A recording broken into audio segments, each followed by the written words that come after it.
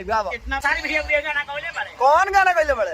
एक लड़की छोड़ के जब ससुराल में जाती है, अच्छा, वो दीवाना उसकी याद में तड़पता लड़की से का। ओह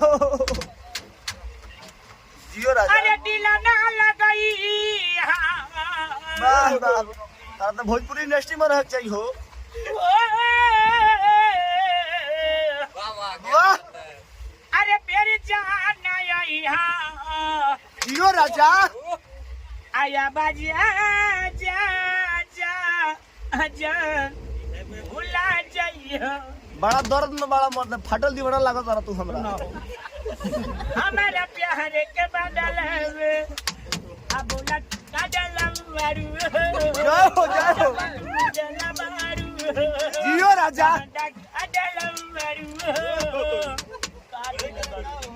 काजल मारू। बाकी कार हो गई। हाँ।